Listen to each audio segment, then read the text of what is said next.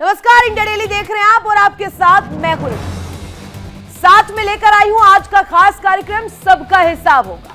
और आज सबका हिसाब होगा में बात उस बयान को लेकर करेंगे जिसके बाद इस वक्त जो है धार्मिक तौर पर और सियासी तौर पर, दोनों तौर पर इस वक्त जो चर्चा है वो तेज हो गई। देश आज फिर से धर्म के दो ध्रुवों में खड़ा हो गया है और एक तरफ है बाबा बागेश्वर, गुरुकुल का ऐलान, सनातनी शिक्षा का दावा और वो बयान जिसने आग लगा दी है, वेद नहीं मानोगे तो बच्चे जावेद नावेद बनेंगे।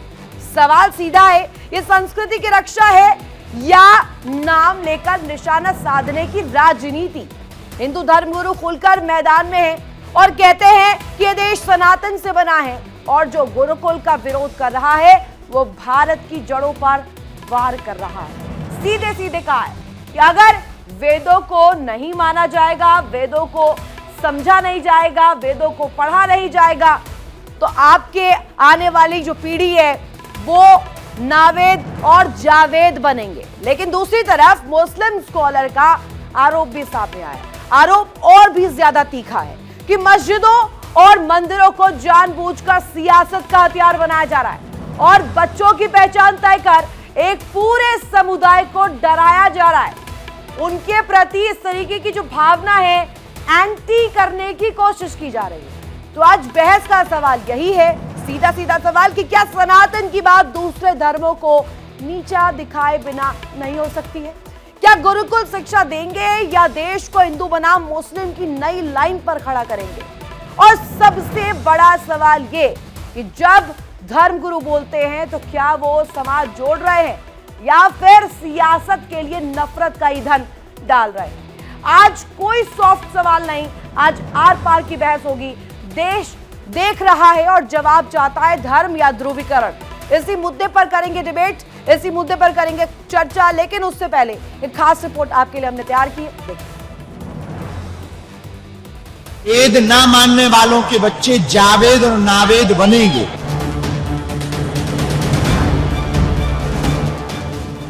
देश की सियासत और समाज में एक बार फिर धर्म की चिंगारी भड़क चुकी है। बाबा बागेश्वर ने गुरुकुल खोलने का ऐलान तो किया, लेकिन इसी ऐलान के साथ दिया गया बयान अब सियासी गलियारों से लेकर मजहबी मंचों तक भूचाल ला चुका है। बाबा बागेश्वर ने चेतावनी देते हुए कहा कि वेद ना मानने वालों के बच्चे जावेद और नावेद बनेंगे और इसी बयान को लेकर अब बवाल मच चुका है। भोजन एक दिन तक टिकता, पानी 1 घंटे तक टिकता, लेकिन विद्या जीवन भर टिकती है। और भविष्य में वेद ना मानने वालों के बच्चे जावेद और नावेद बनेंगे। इसलिए हम वेद परंपरा को आगे बढ़ाने के लिए बागेश्वर धाम पर गुरुकुलम खोले। धन्यवाद। बाबा के इस बयान को लेकर जहां एक तबका खुलकर समर्थन में उतर आया तो वहीं दूसरा तबका इसे नफरत फैलाने वाला और समाज को बांटने वाला बता रहा है। इसी बीच एक हिंदू धर्मगुरु ने बाबा बागेश्वर का समर्थन करते हुए कहा कि यह बयान धर्म की रक्षा से जुड़ा है। बागेश्वर सरकार श्री धीरेन्द्र शास्त्री जी महाराज ने जिस प्रकार एक मुहिम गुरुकुल प्रारंभ करने की शुरू की है, तो मैं ये चाहता हूं कि संपूर्ण भारतवर्ष के जितने भी धर्माचार्य हैं जो सक्षम हैं, जितने भी बड़े बड़े मठ मंदिर हैं जो सक्षम हैं, वह अपने स्तर पर एक एक गुरुकुल का निर्माण अवश्य करें। लेकिन दूसरी तरफ मुस्लिम स्कॉलर ने बाबा बागेश्वर पर सीधा हमला बोला। स्कॉलर का कहना है कि इस तरह के बयान देश की गंगा जमुनी तहजीब को चोट पहुंचाते हैं और धर्म के नाम पर डर पैदा करते हैं। मैं पूछना चाहता हूं कि आखिर अब ऐसा क्या है कि बाबा बागेश्वर जैसे बहुत सारे साधु और महात्मा ये बात ऐलानिया कह रहे हैं कि हिंदू धर्म खतरे में है। तो हिंदू धर्म खतरे में कैसे आ गया, ये समझ से परे है। अब सवाल यही है, जब मस्जिदों, मंदिरों और मंचों से सियासत फुल ऑन हो चुकी हो तो क्या धर्म समाज को जोड़ने का जरिया रहेगा या फिर वोट और ध्रुवीकरण का हथियार बन जाएगा? क्या गुरुकुल शिक्षा देंगे या नई लकीरें खींचेंगे? क्योंकि जब धर्म के मंच से ऐसे बयान आते हैं तो असर सिर्फ मंच पर नहीं पूरे समाज पर पड़ता है। Bureau report, India daily.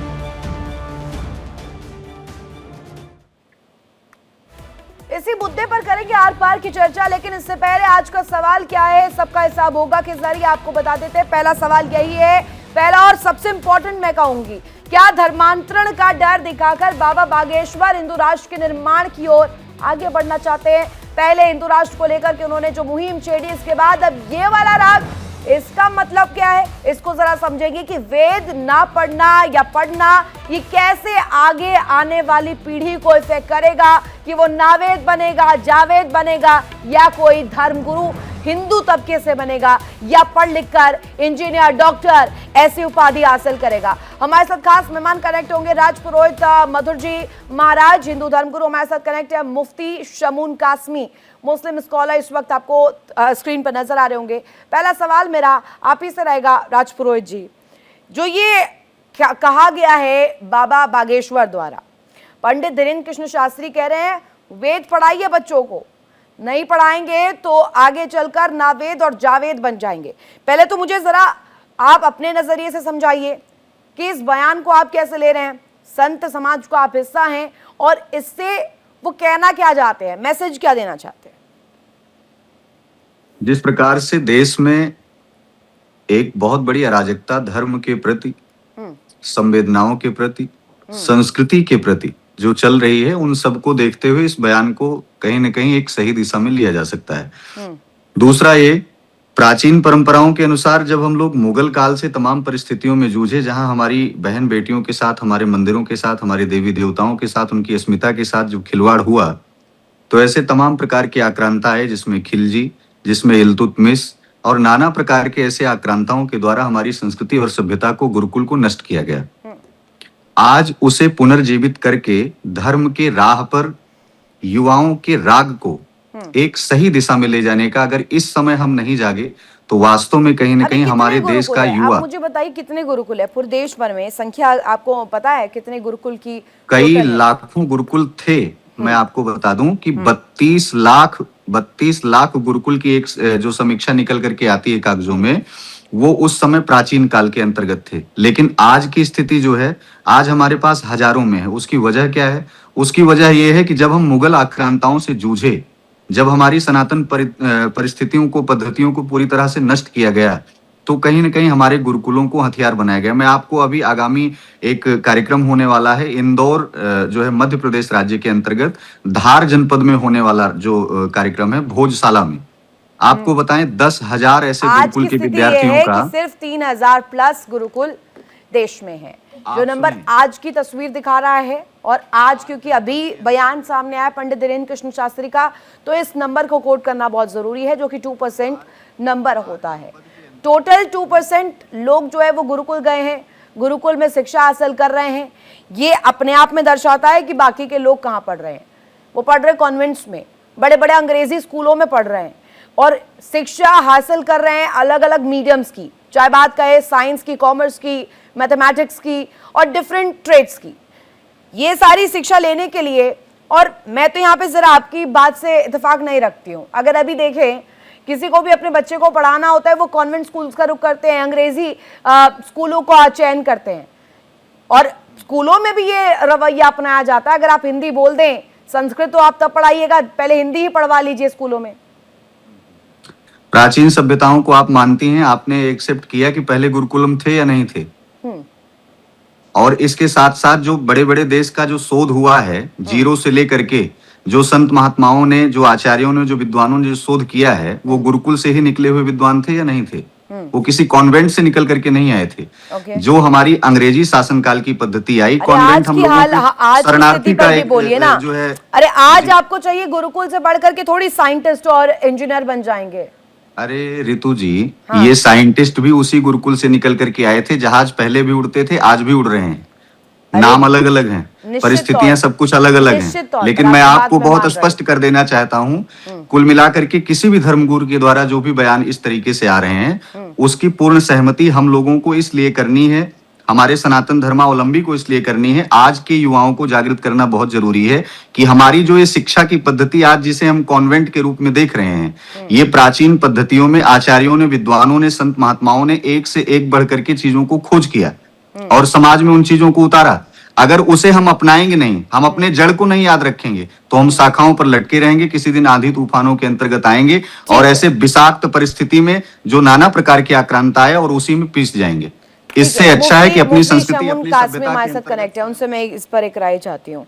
जो धीरेन्द्र कृष्ण शास्त्री कह रहे हैं वो ये कह रहे हैं कि वेद पढ़िए, अपने बच्चों को वेद पढ़ाइए, नहीं पढ़ाएंगे तो जावेद और नावेद बनेंगे, आगे चलकर बॉम्ब फोड़ेंगे जैसा रेड फोर्ट में हुआ, सफ़ेद पोश होते हुए वो तस्वीर बनाएंगे। लेकिन मुफ्ती शमून कासमी कुरान की आयत नंबर 1 इकरा सिखाती है।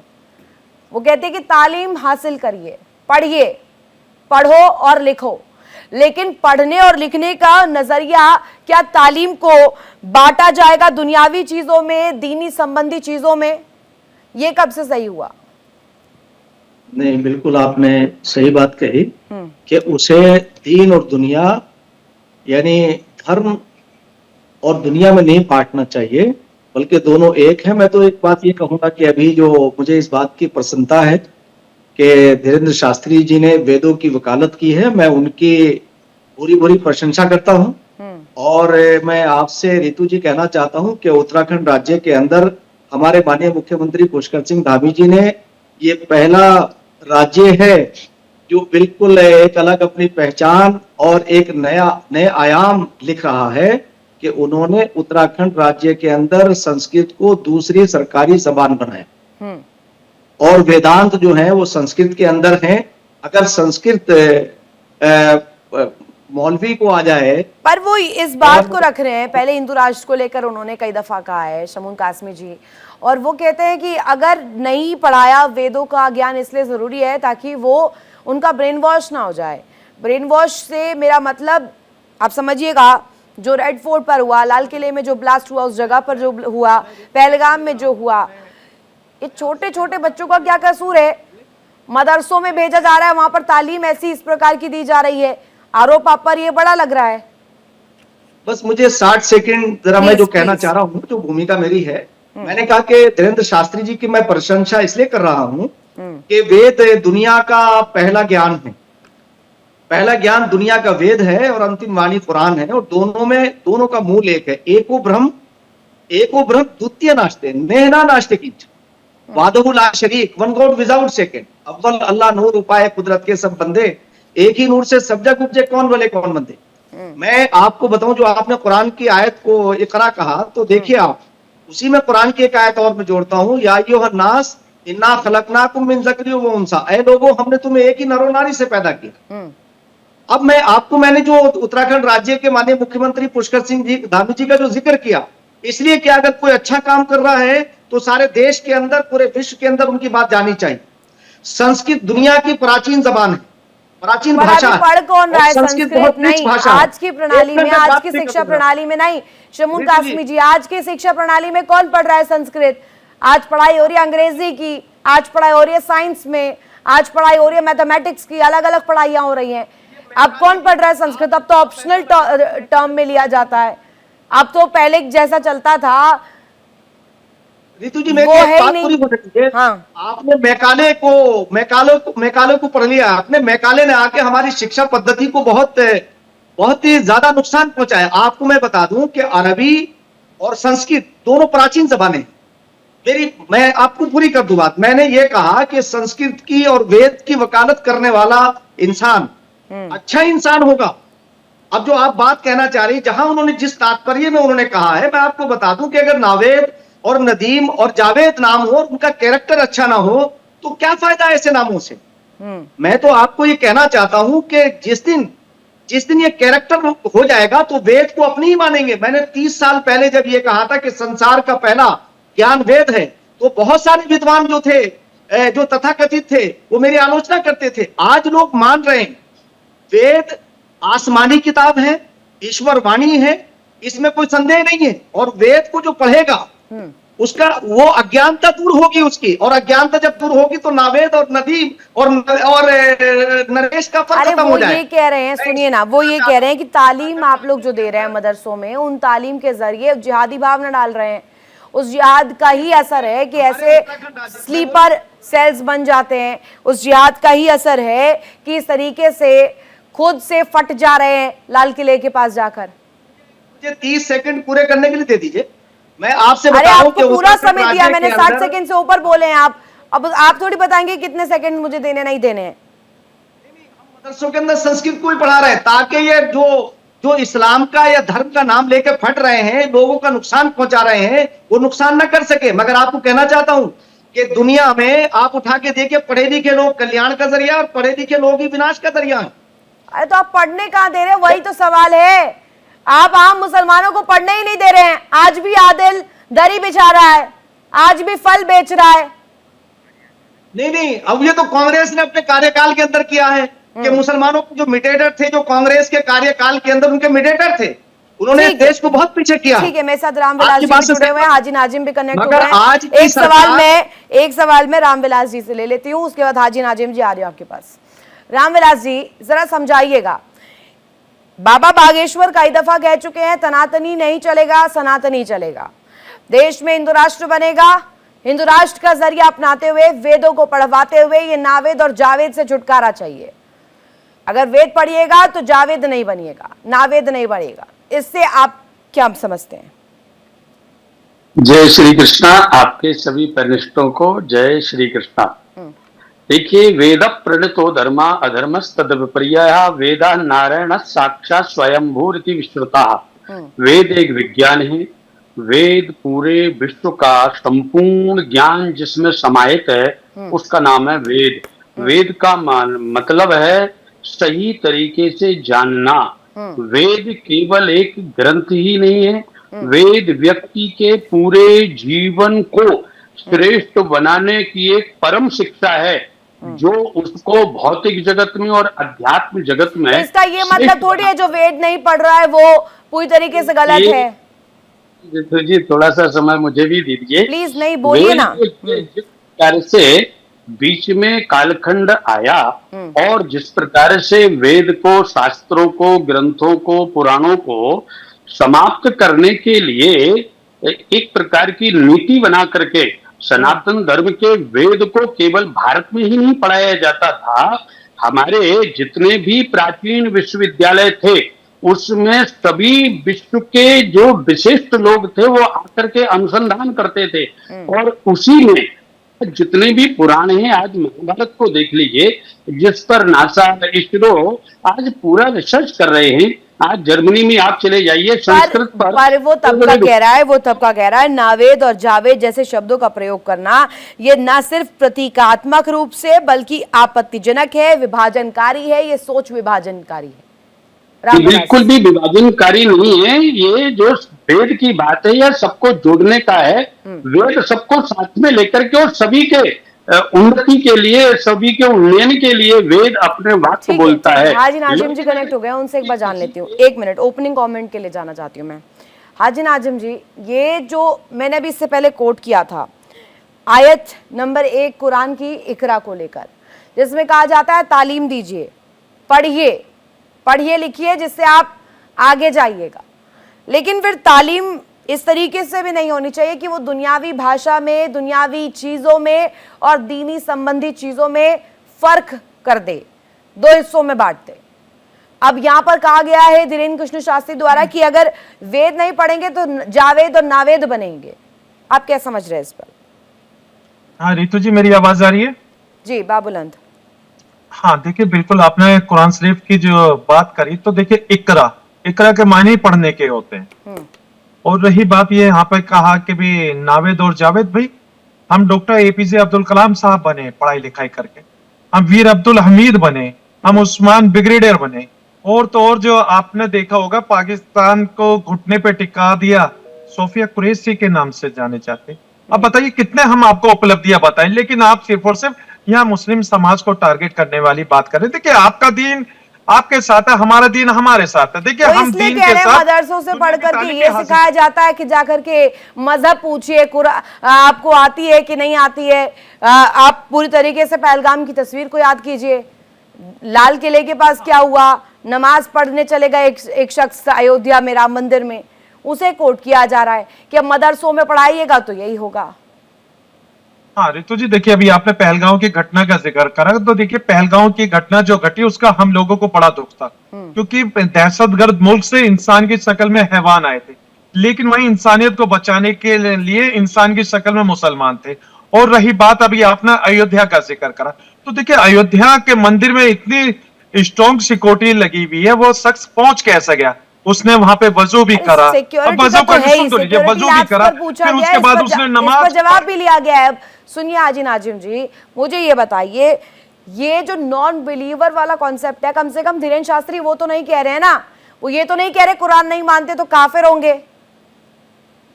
हाँ सुन लीजिए, अभी आपने काफिर का शब्द का इस्तेमाल करा, तो काफिर सऊदी अरब के लोगों के लिए इस्तेमाल हुआ हुआ है, जहां पर मजहब इस्लाम को लाया गया, लेकिन भारत के अंदर किसी भी हिंदू को काफिर नहीं कहा गया। लेकिन यही तो एक नैरेटिव सेट कर दिया जाता है कि भारत के हिंदू भाइयों को काफिर कहा जा रहा है, और जबकि ऐसा कोई कुछ नहीं है। हमारे तो यहाँ मुफ्ती तो नॉन बिलीवर कौन हुआ? बैठे, नॉन बिलीवर कौन हुआ?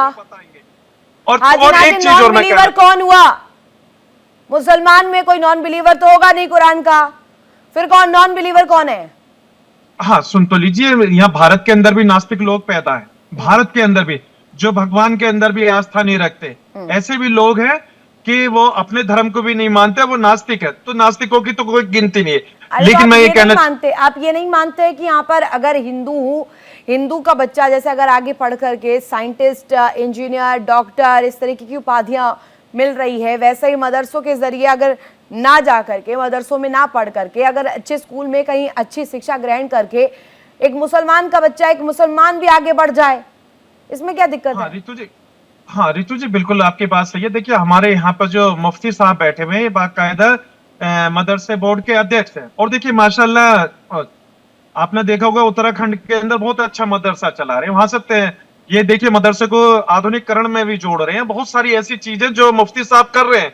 लेकिन आखिर मदरसों की बात जब आती है, तो मैं बता दूं 2022 के अंदर नीट का एग्जाम क्लियर करा था मदरसे के बच्चों ने, और उसके साथ साथ अभी पंजाब में 2025 के अंदर पंजाब के मदरसे के अंदर से कुछ मुस्लिम युवकों ने नीट का एग्जाम क्लियर करा। हम तो देखिए मदरसों के अंदर तो हर तालीम दुनिया की भी दी जा रही है। और अरे सुनिए ना, डॉक्टर शाहीन वो तो पढ़ी लिखी डॉक्टर थी, वो तो पढ़ी लिखी डॉक्टर थी ना, जिसने ये पूरा प्लान किया रेड फोर्ट वाला ब्लास्ट, जो कि सरगना कही गई, जो कि सरगना कही गई, जो कि इस पूरे मजहबी आतंक को लेकर सबसे बड़ी नंबर 1 लिस्ट में आती है। अब पुरोहित जी मुझे ये बताइएगा, अब संत समाज की तरफ से आवाज उठी है हिंदू राष्ट्र को लेकर, धीरेन्द्र कृष्ण शास्त्री कह रहे हैं उन्हें हिंदू राष्ट्र चाहिए, अब साथ ही साथ नावेद, जावेद, इन तरीके चीजों का जिक्र भी कर दिया गया। लेकिन आपके ऊपर बड़ा आरोप ये लग रहा है कि आपने जानबूझकर प्रतीकात्मक रूप में मुसलमानों को टारगेट किया है। नावेद और जावेद, ये शब्द, ये वर्ड, ये नेम आपने जानबूझकर कहा है और एक ईंधन इस पूरे मसले में डालने की कोशिश की है। आपका टेक इस पर? ये पूरा एक वातावरण बना हुआ है जो भयावह दृष्टि से कहीं ना कहीं देखा जा रहा है, जो तमाम प्रकार के जिहाद को उत्पन्न करता है। और आप स्वाभाविक हर एक व्यक्ति जान गया है, वो लव जिहाद है, थूक जिहाद है, तमाम प्रकार के जिहाद हैं वो हर प्रकार से। इन परिस्थितियों को देखते हुए अगर समाज में हम युवाओं को प्रेरणा नहीं देंगे, उनको जागृत नहीं करेंगे, तो हम क्या करें? क्योंकि ये मौलाना, ये हाजी नाजिम जी या और भी जितने भी मौलाना हैं, इनके भड़काऊ भाषण आते हैं कि 15 मिनट के लिए पुलिस हटा लो, 15 मिनट के लिए ये कर लो। ये समाज में कभी इनकी ये प्रेरणा नहीं जगी कि हम अपने युवाओं को जागृत कर रहे हैं कि वो शिक्षित बने, शिक्षित बन करके वो APJ अब्दुल कलाम जैसे आचरणों को अपने जीवन में उतारें। ये उदाहरण तो दे बैठे, लेकिन इनके ही कैटेगरी से निकले हुए लोग जो समाज में अराजकता को जन्म दे रहे हैं, ये उस पर कब बोलेंगे? इनके मौलाना उस पर कब बोलेंगे? समस्या इसी बात की है कि इसी समाज में, इसी भारत में, इसी राष्ट्र में रह करके तमाम प्रकार की अराजकताओं को सिर्फ एक टोपी धारक समुदाय अगर जन्म दे रहा है, सिर्फ एक टोपी धारक समुदाय अगर इस चीज का जन्म दे रहा है, तो इन लोगों को इस पर बोलना चाहिए कि हमारे युवा इतने कैसे गिर चुके हैं, ये कैसे आक्रांता बाबर के विचारों को, खिलजी के विचारों को, इल्तुतमिश के विचारों को ये कैसे अपने जहन में ला रहे हैं। ये चीज ये कब बोलेंगे? ये इसलिए नहीं बोल रहे हैं कि इनका ब्रेन वॉश किया जाता है, इनको समाज में इसी तरीके से पोषित करके उतारा जाता है कि आप लोग एक कम्युनिटी को हमेशा टारगेट करते रहे, भाई देखिए आज बिल्कुल नहीं मुस्लिम टारगेट समाज करते देखिए, रहते आप सुन लीजिए, हैं। हम लोग मुस्लिम रस खान समाज के दोहे इतनी पढ़ अच्छी करके समाज को प्रेरित तालीम करते हैं, हासिल कैसे कर रहा है, टारगेट कर मदरसे सकते से तालीम हासिल हैं। लेकिन कर रहा जिस है, तरीके से और जिन अच्छे परिस्थितियों का कॉलेजों से निर्माण भी, आप जैसे लेकिन तमाम आप प्रकार लोग के सिर्फ जो और सिर्फ देश के समाज अंदर का एक खलल नेतृत्व पैदा करने करने वाले की तमाम कोशिश ऐसे कर रहे हैं। मौलाना हैं, और रही उनके बात ये माध्यम से कि बार-बार समाज जो को आप प्रेरित नहीं हिंदू किया जा राष्ट्र रहा की बात कर है। रहे ये हैं, कड़वा सत्य है और मैं आज का युवा आपसे जग पूछना चुका है। चाहता हूं, आप आज की हिंदू परिस्थितियां राष्ट्र जग की चुकी बात हैं, करते हैं। आज के विचार रितु जग जी, चुके हैं रितु और जी, मेरा मुंहतोड़ एक जवाब सवाल इसका है। कहीं ना कहीं आप रितु लोगों जी, को मेरा मिल एक रहा सवाल है। है। बिल्कुल। रितु जी मेरा एक सवाल है, ये रखिए। बार बार हिंदू राष्ट्र की मांग होती है, भाई हिंदू राष्ट्र का मैनिफेस्टो क्या है? उस मैनिफेस्टो को आप सार्वजनिक कीजिए कि आप हिंदू राष्ट्र के अंदर हिंदू ये सब राष्ट्र चीजें का लेके मैनिफेस्टो आएंगे। ये नहीं कहता है कि देश के मुसलमानों को बाहर निकाल दिया जाए। हाजी नाजिम, पहले I must make it very clear to you. Haji Nazim ji, ये समझ लीजिए कि हिंदू राष्ट्र का मतलब ये नहीं है कहीं से भी कि मुसलमानों को बाहर निकाल दिया जाए देश के। मैनिफेस्टो हिंदू आपको राष्ट्र चाहिए का मिलेगा, शाब्दिक अर्थ सिर्फ ये है। मैनिफेस्टो आपको चाहिए आपको मिलेगा। और ये भी नहीं कहा गया, आप हाजी नाजिम आप भी तो मुसलमान हैं, आपको भी यहाँ पर परेशानी हो रही है क्या? किसी तरीके से आपको भी प्रताड़ित किया जा रहा है क्या देश के भीतर? सुन तो लीजिए रितु जी, सुनाइए। मैं कह रहा हूं कि भारत के मुसलमान को कोई भारत से अलग नहीं कर सकता। किसी में इतनी बड़ी ताकत नहीं है कि भारत के मुसलमान को भारत से अलग कर दे। भारत का मुसलमान इस दुनिया में सुन लीजिए, भारत का आप मुसलमान राष्ट्रगान नहीं गाते, मरेगा तो आप भारत वंदे के मातरम पाक नहीं सरजमीन गाते, पे दफन आपको होगा। भारत में रहना लेकिन भी है, बात यहाँ आपको पे मैं ये भारत कहना चाह रहा हूं की कि जो है मैनिफेस्टो अस्मिता से क्या है? दिक्कत भी है। डॉक्टर जितने भीमराव आक्रांताओं ने अम्बेडकर भारत के संविधान मंदिरों को जारी ध्वस्त कीजिए किया, आप जा क्यों रहा नहीं है, चिल्ला के तो बोलते? फिर आपके हिंदू बयान क्यों नहीं निकल राष्ट्र करके आते? की मौलानाओं अलग के बात बयान जो क्यों नहीं होनी निकल करके चाहिए। आते क्रिश्चियन कि भाई बाबर ये के कहेगा, द्वारा क्रिश्चियन आज जो राष्ट्र ताजमहल बना हुआ है वो हमारे सिख शिवालय में सिख है, राष्ट्र आज जो मक्का भाई मदीना देश बना में हुआ है वो कितने हमारे राष्ट्र शिवालय में बनाने की है। कोशिश इन करेंगे चीजों को आप आप लोग? क्यों नहीं बोल रहे हैं हम कि नहीं, लोग हम भारत की अस्मिता के संरक्षण के लिए हम लोग हिंदू राष्ट्र या फिर हम एक समरसता का भाव प्रकट कर रहे हैं? हम तो सिर्फ भारत को एक राष्ट्र मानते हैं और अगर भारत एक आप राष्ट्र हमेशा समरसता रहेगा। का भाव अरे प्रकट भारत को करेंगे एक तो आप राष्ट्र वंदे मातरम मानते हैं, गीत क्यों नहीं संविधान एक्सेप्ट को करते? आप मानते हैं, मैं मान गई हाजी नाजिम। हाजी नाजिम एक मिनट, आप संविधान मानते हैं, आप देश मानते हैं, मान गई मैं आपकी बात। लेकिन वो लोग कौन है फिर जो राम मंदिर के भीतर सीता रसोई जाकर के वहां पर नमाज पढ़ने की कोशिश करते हैं? दूसरा, अब पहलगाम वाला मैंने 3 बार गिनवाया, नेम प्लेट वाला मुद्दा आप याद कीजिए। नेम प्लेट लगाने का जो मुद्दा गरमाया था वो क्यों गरमाया था? नाम रखेंगे वैष्णो ढाबा और उसके अंदर कोई मुसलमान, कोई आलिम, कोई खालिद बना रहा होगा खाना। तो ये तो छलावा ही है ना, इसी छलावे के लिए तो करा जा रहा है ये सारा चीज। हाँ रितु जी देखिए, अब आपके सवाल है उनके जवाब में दे दो। भी आपने अयोध्या का जिक्र करा तो मैंने कहा अयोध्या के मंदिर पर सिक्योरिटी बड़ी हाई अलर्ट है। वो शख्स कैसे चला गया? उसने वहां वजू भी अब करा, आप इधर उधर चले जाएंगे, आप तो ये सिक्योरिटी पे पहुंचा चले जाएंगे, कैसे? आप नहीं बोलेंगे। अब हाजी नाजिम के जबान सिल गए, अब नहीं बोले जाएगा आपको। मैं पूछ रही हूँ वो लोग कौन है अंदर गया कैसे? जो हिंदुओं की आस्था पर वहां पर प्रहार करने की कोशिश करते हैं, सीता रसोई के भीतर जाके नमाज पढ़ने की कोशिश करते हैं? उनके लिए क्यों नहीं हाजी नाजिम बोल रहे हैं? तो वो गया कैसे? अरे सुन लीजिए, जांच हो जाने दीजिए, उसकी जांच करवा दीजिए, सब पूरे देश को पता चल जाएगा। हो सकता है क्या पर 2 शब्द तो बोल लिए होते, 2 शब्द बोल लिए होते उस सोच पर। सुरक्षा में चूक गए, मैंने मान लिया, चलिए। हाँ, जांच हो जानी चाहिए। और दूसरी बात, अभी आपने पहलगांव की घटना का जिक्र करा, पहलगांव की घटना का जिक्र हम लोग भी करते हैं, हमें बड़ा दुख है। लेकिन बार बार अगर एक मुसलमान अगर आतंकवादी है तो पूरी कम्युनिटी को टारगेट नहीं कर सकते। भाई पूरा समाज को आप कैसे टारगेट कर सकते हैं? हम कहते हैं कि भारत के अंदर उन आतंकियों के लाशों को, जब हमारे जो आर्मी है जब उनको ढेर कर देती है आतंकियों को, उनकी लाशों को भारत में दफन नहीं होना दीजिए। हम तो खुद भारत सरकार से मांग करते हैं कि भारत की पाक सरजमी पे उन आतंकियों को दफन मत कीजिए। लेकिन आखिर क्या वजह है कि क्या भारत करना की पाक चाहिए? सरजमी पे मदरसे उनको खोल दफन दे, कर- पूरे मदरसे खोल दे, स्कूलों को बंद करा दे हाजी नाजिम। स्कूल तो मैं ये कहना, देखिए मदरसे हमारे अपने दीनी तालीम के लिए हैं और उसके लिए आधुनिकरण वाली बात जो है, देखिए मुफ्ती समनून कासमी साहब बताएंगे, क्योंकि इन्होंने मदरसे के अरे आप बता दीजिए हाजी नाजिम जी, आप ना वंदे मातरम बोलेंगे। लेकर चल रहे हैं। अरे सुनिए ना, संविधान की पूरी आप पुलिंदा लेकर के चले आते हैं आपके ही मन से। मैं आपको कोई प्रेशर नहीं डाल रही, आप मुझे बोलिए, आप वंदे मातरम बोल पाएंगे अभी ऑन स्क्रीन? हाँ देखिए, राष्ट्रगीत की बात करूंगा मैं। बोलिए, वंदे मातरम बोल लेंगे आप? सुप्रीम कोर्ट के आदेश की अवहेलना कर रहे हैं आप। मैंने तो आपको कहा ही नहीं, आप सुप्रीम कोर्ट का सुन लीजिए, मैंने आप पे प्रेशर नहीं बनाया, मैं कह रही हूं आप अपने मन से ही बोलिए ना। वंदे मातरम अपने मन से बोलिए हाजी नाजिम। किसी से नहीं कहलवा सकते। सुप्रीम कोर्ट ने कहा कि आप जबरदस्ती किसी से नहीं मैंने कहलवा जबरदस्ती सकते। की नहीं, मैंने मेंशन किया, हाजी नाजिम खान मैंने मेंशन जबरदस्ती किया। करवा रही हैं। आप दिखाइए अपनी देशभक्ति, बोल दीजिए एक बार वंदे मातरम। नाजिम खान अपनी मर्जी से तो कह सकता है, किसी की जबरदस्ती देखिए, मर्जी आप से तो नहीं कह आचार्य सकता। अरुण कृष्ण भी रिस्पॉन्ड करना चाह रहे हैं। अरुण कृष्ण ने भी अभी ज्वाइन कर लिया है। अरुण कृष्ण जी को रखिए जरा। अरुण कृष्ण जी, ये जो पूरा मुद्दा है, वेद पढ़ेंगे और नावेद और जावेद नहीं बनेंगे, बाबा बागेश्वर ये कह रहे हैं कि सीधे सीधे वेदों का ज्ञान होना चाहिए। अगर वेदों का ज्ञान नहीं हुआ तो आसानी से ब्रेन वॉश करके स्लीपर सेल बना दिया जाएगा और वो लोग बना दिए जाएंगे जो कि फट जाए, अपनी जानों की आहुति दे दे इस जिहादी चैप्टर में। अरुण कृष्ण, जब कोई जिहादी अपराधी पकड़ा जाता है तो ये जो मुल्लाओं का एक सिस्टम आकर बोलता है कि साबित थोड़ी हुआ है, लेकिन साध्वी प्रज्ञा जिसको हाई कोर्ट ने बाइज्जत बरी कर दिया है वो इनके लिए आतंकवादी है। और ये कह रहे हैं कि एक मुसलमान, अच्छा जी, आज का 2026 का सबसे बड़ा चुटकुला अगर किसी ने सुनाया है तो सुनाया हाजिम नाजिम ने कि एक मुसलमान आतंकवादी है। अरे भैया, पूरी दुनिया में मुसलमान ही आतंकवादी हैं। कभी कोई सुना है भगत सिंह आतंकवादी ब्रिगेड, अर्जुन आतंकवादी संगठन, सारे संगठन मोहम्मद के नाम से सुना देता हूं। आईसिस, भारत की जासूसी करने वाले, उनको खुफिया बातें भारत की बताने वाले, पहुंचाने वाले उन जासूसों को क्या कहेंगे आप लोग? अरे आप उन लोगों को क्या कहेंगे जो भारत की जासूसी दहशतगर्द तक पहुंचा रहे हैं? उन जासूसों के बारे में ये सारे सिखों के नाम से या सनातनियों के नाम से नहीं है, ये सारे मुसलमानों के नाम से आतंकवादी संगठन है।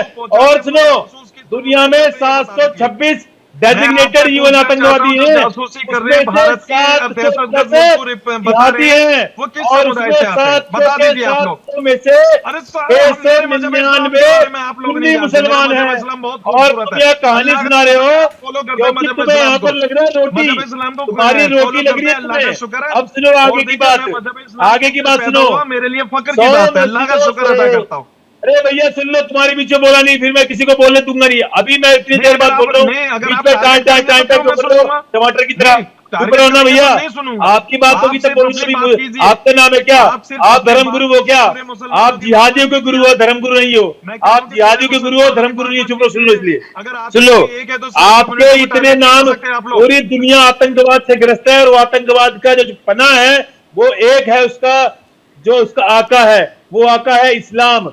पूरी दुनिया आतंकवाद से त्रस्त है क्योंकि मुसलमानों के मदरसों में, मुसलमानों के मदरसे, जब तक पूरी दुनिया में मुसलमानों के मदरसे आपने जो ये मुद्दा उठाया है ना, ये बहुत सटीक आप उठा ले गए। अब ये हाईलाइट आपने जो कर दिया है ना, इस पर मैं एक बार चाहती हूँ, शमून कासमी जी कनेक्ट है, बेहतरीन व्यक्ति है, उनसे मैं जानना चाहूंगी। शमून कासमी जी, इस पर जरा आप बात रखिएगा। आप उत्तराखंड से ताल्लुक रखते हैं, उत्तराखंड से आप एक एक चीज जानते हैं, वहां की तस्वीर कैसी है। मजारों को हटाया गया जो वैध तरीके से वहां पर थी, वो भी कार्रवाई की जद में आई, आप उसका समर्थन करते आए शुरू से। अब ये मुझे बताइएगा, अगर जैसा कि आचार्य अरुण कृष्ण कह रहे हैं कि चाहे 26/11 उठाइए, 9/11 उठाइए, सारे आतंकी संगठन उठाइए, लिस्ट बनाइए पूरी, सब कौन है सर?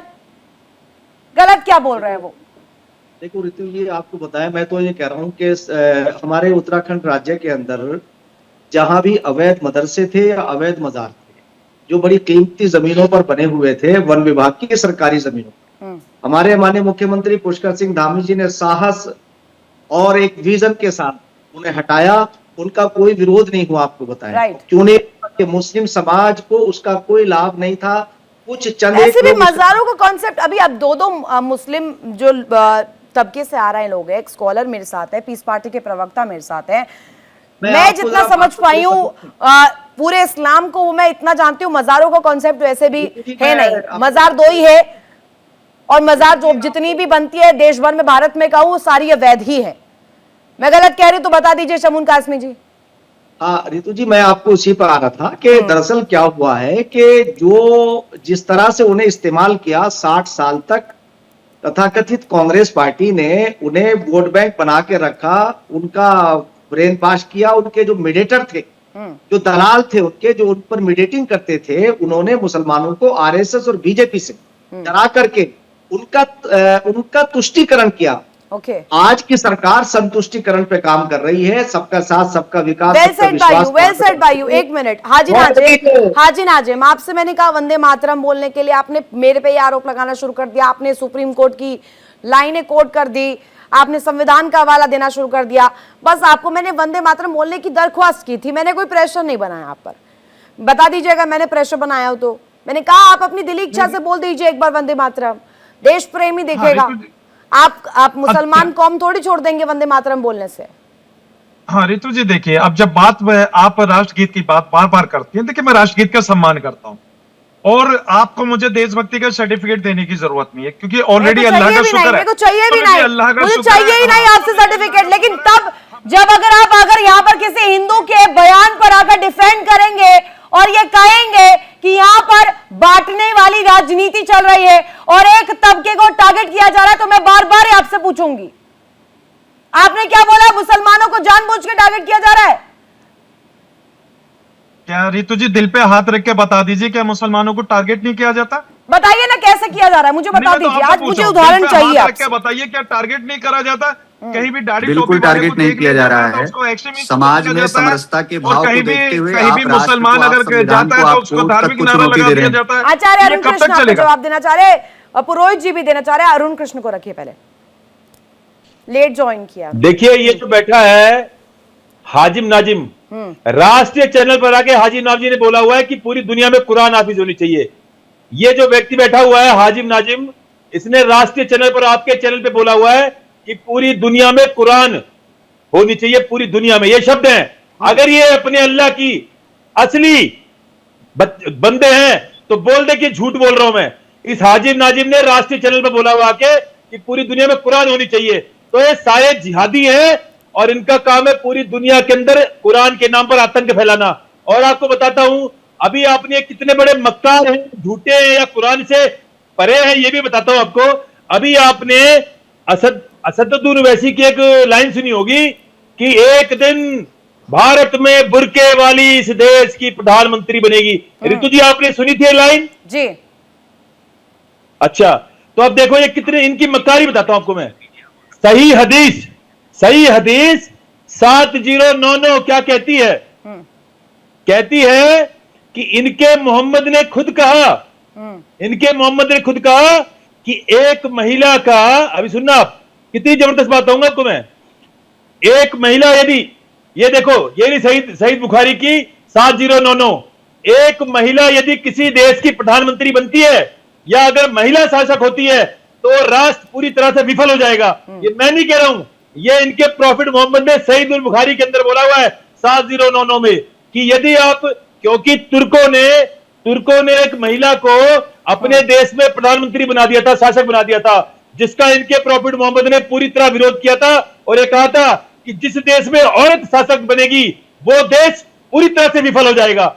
ये कितने बड़े देखो मक्कार है, इनके प्रॉफिट मोहम्मद क्या कह रहे हैं और ये टीवी चैनल पे आके क्या कह रहे हैं कि एक दिन बुरके वाली महिला शासक बनेगी। और प्रॉफिट मोहम्मद क्या कह रहे हैं, अगर बुरके वाली महिला शासक बनेगी, कोई भी महिला शासन करती है आचार्य अरुण कृष्ण, ये काफिरों वाला कॉन्सेप्ट भी इनके यहाँ से आता है कि जो कुरान नहीं मानता वो काफिर है, वो कुरान नहीं मानता वो नॉन बिलीवर एक तरह से कैटेगरी में आता है।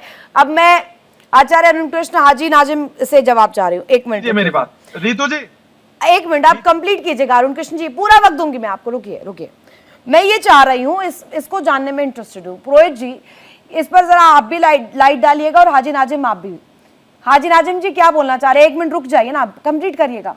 2% गुरुकुल हैं, मदरसे कितने हैं वो संख्या भी आप जानते हैं, अवैध तरीके से संचालित कितने हैं वो भी आप जानते हैं, और एक बड़ा तबका मुसलमान का जो मदरसों में जाता है, जिनके बच्चे मदरसों से तालीम हासिल करते हैं।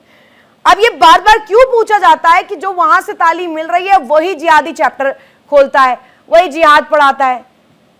उसे ठीक करवा दीजिए, रेक्टिफाई करवाइए।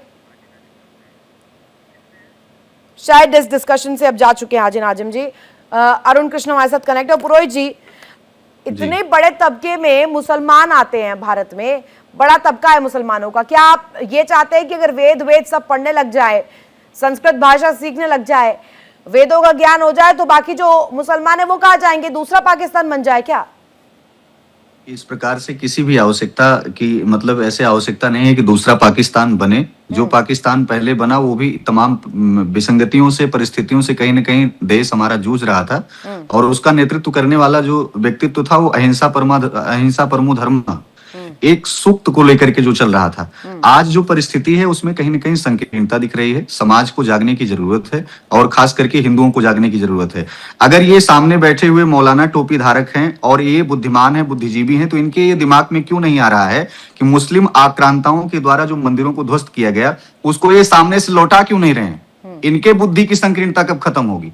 इनके दिमाग में कब ये चीजें आएंगी कि जो मंदिर तोड़े गए हैं, जो सीढ़ियों के नीचे जो मूर्तियां दबाई गई हैं, जो एक कहीं ना कहीं माता शारदा के मंदिर को ध्वस्त किया गया भोजशाला में, आप समझो हजारों ऐसी मजारें बनाई गई हैं, फोकट की बनाई गई हैं, उससे वो कहीं ना कहीं ग्रसित हुआ है, ग्रहण लगा हुआ है। ऐसी विसंगतियों में हमारे सनातन धर्म पर लगे हुए कलंक को मिटाने के लिए हर दफा ये कहा है, जब भी मैं उनसे सवाल पूछती हूँ, मैं ये जरूर मेंशन करती हूँ, बेहतरीन व्यक्ति हैं, मुस्लिम स्कॉलर है, लेकिन पूरी जानकारी और उत्तराखंड की एक एक इंफॉर्मेशन उनको है।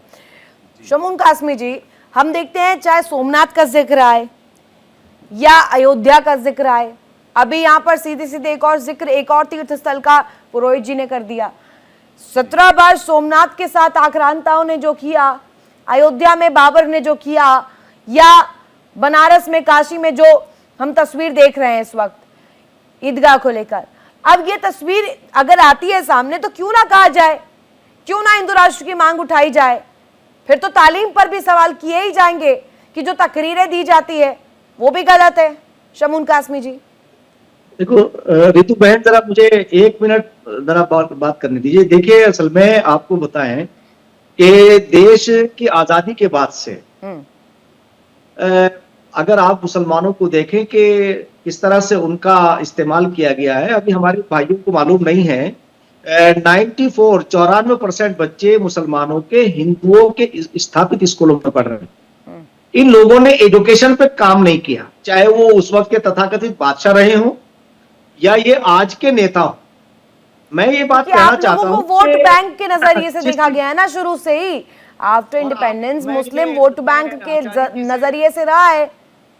रितु जी, मैं आचार्य जी की बात को मैं आगे बढ़ा रहा हूँ। आचार्य जी, हमने हर समय पर, और जो इंटेलेक्चुअल बुद्धिजीवी हैं जिन्हें पता है कि धर्म क्या है, धर्म नाम है करुणा, प्यार और त्याग का, हमेशा से पॉजिटिव रहे हैं।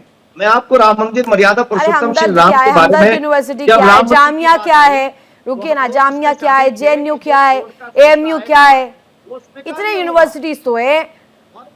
जी, मैं बात आचार्य अरुण कृष्ण काउंटर करिएगा जरा। हाँ, मैं अभी अरे काउंटर की नहीं, मैं तो उन्हीं की बात को आगे बढ़ा रहा हूँ। बताइए। मैं ये कहना चाह रहा हूँ कि उस वक्त भी स्वामी रामदेव जी महाराज और श्री श्री रविशंकर जी और स्वामी चिदानंद जी जो परमार्थ के वो है, हमने मुसलसल ये कोशिश की है कि भाई संवाद का रास्ता इख्तियार करो, हमारे दूधो खून के रिश्ते हैं। मैं तो ये कह रहा हूं, अभी मैंने कहा था कि संसार का पहला ज्ञान वेद है और अंतिम वाणी कुरान है। दरअसल बात क्या है कि व्याख्या करने वालों जो ना माने अंतिम वाणी कुरान को, ना माने अंतिम वाणी कुरान को या ना माने वेद को, तो वेद नहीं मानेंगे तो दूसरा पाकिस्तान बनाएंगे, और अगर कुरान नहीं मानेंगे तो क्या हिंदुस्तान में रह जाएंगे? ये शब्द भी उठ जाएगा ना फिर। अरुण कृष्ण जी, आप मेरी बात पूरी होने दीजिए। मैं अरुण कृष्ण जी, देखिए मुफ्ती कासिम जी से मैं एक बात अवश्य बोलूंगा। मेरी बात इन्हें, क्योंकि सत्य बड़ा सुनने में बड़ा कठिन होता है। मुफ्ती कासिम जी अच्छे इंसान हुए हैं और इसमें संदेह नहीं, अच्छे इंसान हैं, लेकिन मुफ्ती कासिम के पीछे कितने लोग हैं मुसलमान आज?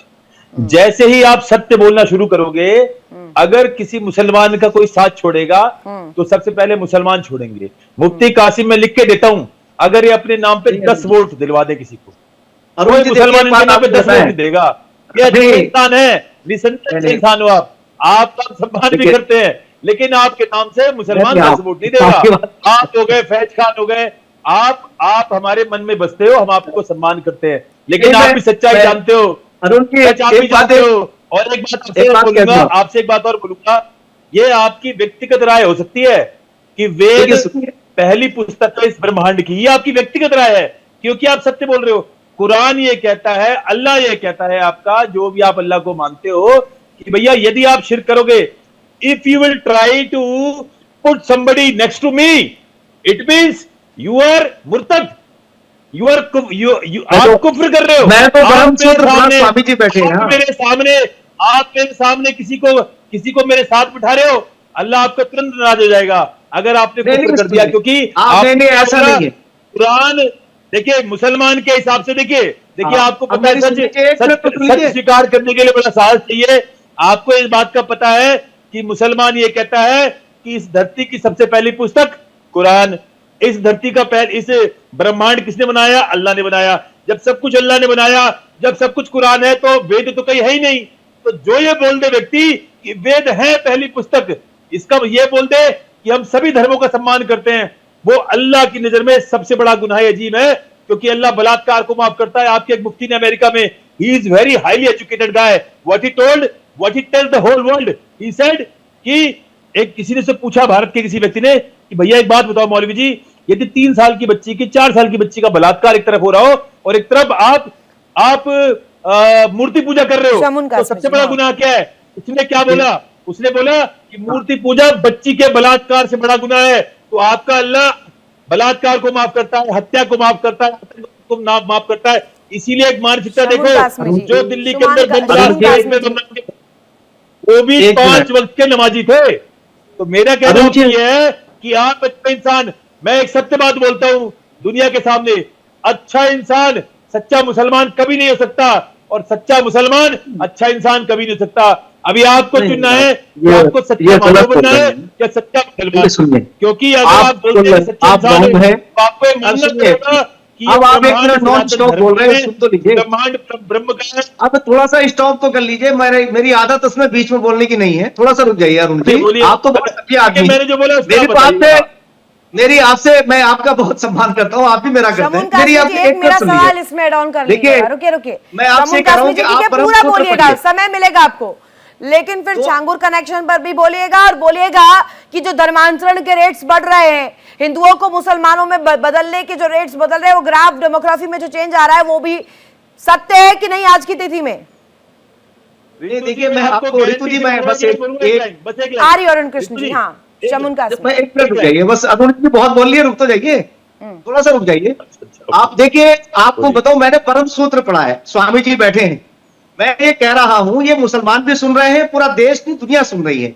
एको ब्रह्म द्वितीय नास्ति नेहना नास्ति किंच वादहु ला शरीक, वन गॉड विदाउट सेकंड।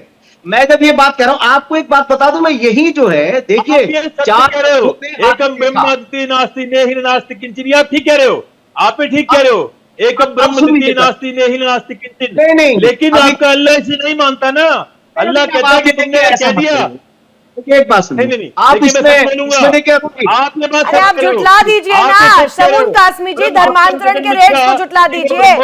मैं कह रही हूँ, आप जो धर्म परिवर्तन हो रहे हैं उन्हें जुटला दीजिए, ऑन एयर नेशनल टेलीविजन पर आइए और आप बोलिए कि गलत कोट कर रही हैं आप। हाँ मैं वही कह रहा हूँ, देखिए धर्मांतरण पर हमारे उत्तराखंड राज्य के हमारे मुख्यमंत्री जी कानून लेकर के आए, और आज को बता दूं, देखिए अरुण जी बता रहा हूं आपको, पूरे उत्तराखंड के अंदर किसी ने उसकी मुखालफत नहीं की। जो आप कह रहे थे ना कि बातों को लोग समझते हैं, जो लोग भ्रम पैदा करते हैं, अगर आप खड़े हो जाए तो भ्रम पैदा नहीं कर पाएंगे वो। मैं आज आपको बता दूं कि जब मदरसों को अपराधीकरण में बदला मुख्यमंत्री श्री पुष्कर सिंह धामी जी ने, तो आज किसी ने मुखालफत नहीं की, हम खड़े हैं वहां। लेकिन अभी जो संत समाज कह रहा है, संत समाज के, एक मिनट रुकिए ना, फिर उन हिंदुओं के लिए आप लोगों ने भी आवाज नहीं उठाई है। माफ कीजिएगा शमुन कासमी जी, आप अच्छे व्यक्ति हैं, लेकिन इसका मतलब ये नहीं आपसे पूछा ना जाए। आप मुझे बताइए, कौन कितनी संख्या में लोग निकल कर आए बांग्लादेश में जो हिंदुओं के साथ हो रहा है? सड़कों पर निकले आप लोग? नहीं निकले होंगे ना, सड़कों पर निकल जाइए, एक बार निकलिए ना, वीएचपी के उन कार्यकर्ताओं के साथ आवाज बुलंद करिए, बांग्लादेश में हिंदुओं के साथ जो हो रहा है उस पर बोलिए एक बार। हम खड़े हुए हैं। कैसे आप खड़े हुए? शब्दों से बोल देने से थोड़ी खड़े होते हैं। सड़कों पर जाइए, सरकार को गलत ठहरा रहे हैं, सरकार को विवश कीजिए एक्शन लेने पर।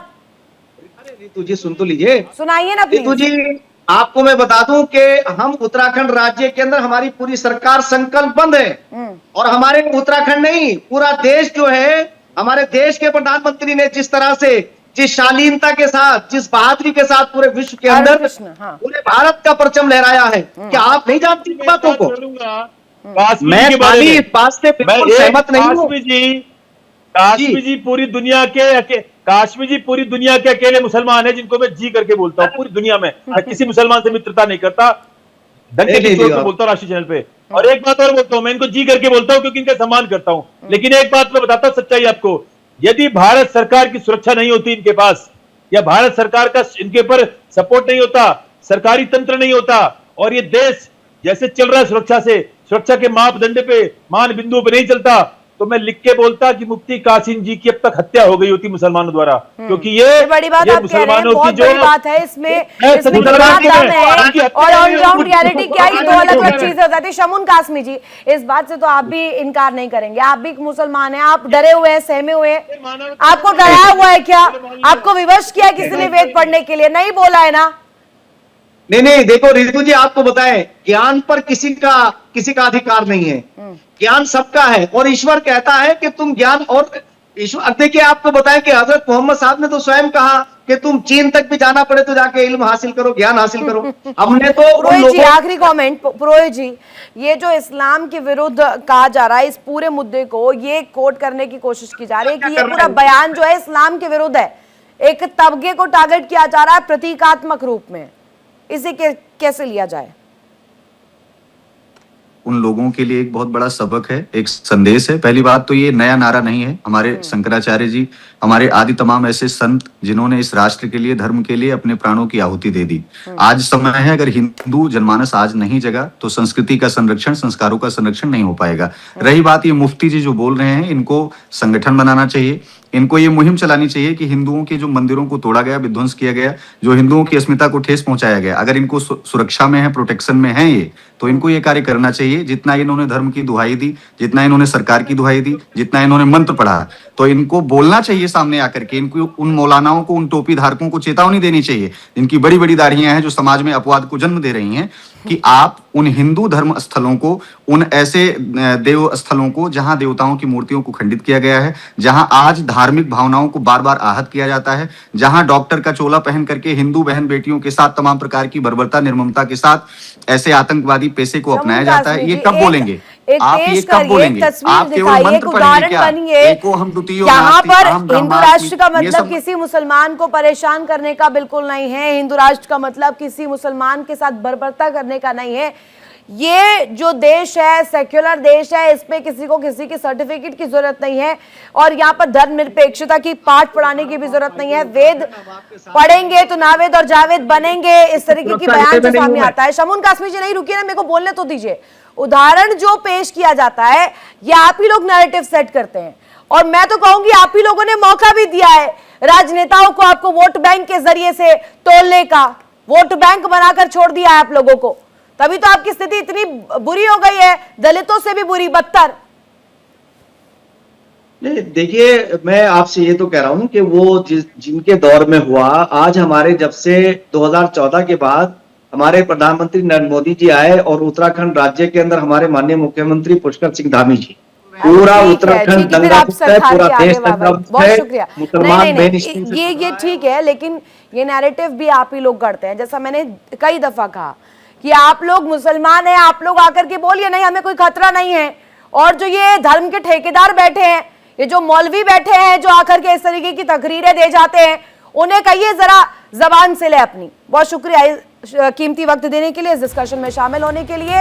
ये जो इस वक्त एक जंग, एक बहस छिड़ गई है नावेद और जावेद को लेकर के, वेद को लेकर के, यहाँ पर पुराणों को लेकर के, इन तमाम परंपराओं को पढ़ने को लेकर के, संस्कृति के बारे में जागरूक होने को लेकर के, यानी कि सीधे तौर पर अस्मिता को लेकर के अब सवाल किया जा रहा है कि क्या प्रतीकात्मक रूप में मुसलमानों को फिर से टारगेट करने की ये कोशिश है। ये सवाल इस वक्त खड़ा हो रहा है, लेकिन ये सीधे तौर पर तय हमें करना है, उन मुसलमानों को करना है जो कि शिक्षा से अछूते हैं, जिन्हें शिक्षित होना बेहद जरूरी है अपने मुद्दों को एड्रेस करवाने के लिए, राजनेताओं से भी और खुद के जो ये चंद मौलवी जो उनके ठेकेदार बने घूमते हैं उनसे भी। बहुत शुक्रिया। यहाँ पर एक छोटा सा ब्रेक लेंगे। इंडिया की डेली अब आपके स्मार्ट टीवी पर मौजूद है। इंडिया डेली 24/7 अब इन सभी प्लेटफॉर्म्स पर लाइव।